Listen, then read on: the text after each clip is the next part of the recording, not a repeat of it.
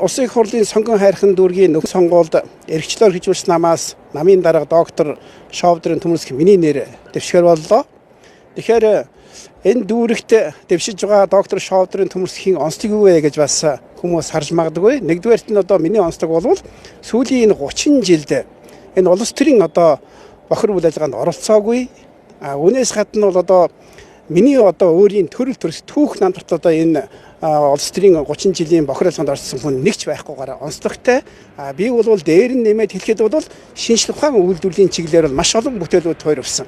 За хоёрдугаар онцлог бол юу хэлэх гээд өнөхөө зэрэг Монгол улс битгий хэл дэлхий их гүрнүүдээс бид нар жишээ авахад энэ хөгжил юундээ тулгуурладаг гэхээр зэрэг тухайн улс орны дотоодын үйлдвэрлэлд тулгуурладаг. Үүгээр онцлогтой бид нар ажиллаж байгаа. Гуравдугаар онцлог бол мэдээж мөрийн хөтөлбөрийг одоохондоо тайлбарлахгүй. Гэхдээ нэр дэвшигч доктор Шовдрын Төмөрсөх миний бие сонгон хайрхан дүүрэг болоод Монголынхаа нийт сонгогчд зориулсан мөрийн хөтөлбөр бол 5 онцлогтой тулгуурласан байгаа.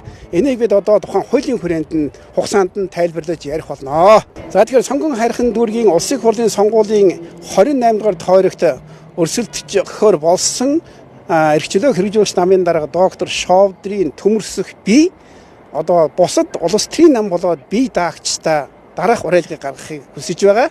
Энэ юу гэхээр зэрэг тухайн хувь хүний айлын, байгууллагын, улсын маань төсөв мэдээж энэ ковид гэж зүйлээс болоод маш хүнд болсон нь бол ойлгомжтой. Хүн бүхний сэтгэл зовоосон асуудлын нэг бол гарцаагүй мөн. Энээс гарахад бид нар бол хамгийн олон зөв арга зам хэрэгтэй. Тийм болохоор зэрэг энэ олон арга зам бол нэгэнч байж болох талтай. Энэ юу гэхээр зэрэг бусад нэр дэвшигч нар маань бол тансаг зэрэглэлийн хурлын заалыг түрээсэлгүйгээр айлын хашааны үүдэн дээр туг 6 наалгүйгээр гудамж талбайд самбар байршуулгүйгээр зөвхөн бодлого харьж өрсөлдөё гэж ингэж уриалга гаргаж байгаа. За энэ уриалгынхаа хүрээнд бол бүх нэр дэвшигч маань бүгдээрээ нийлээд мэтгэлцээний клуб байгуулчих. Ингээд орой болгоно.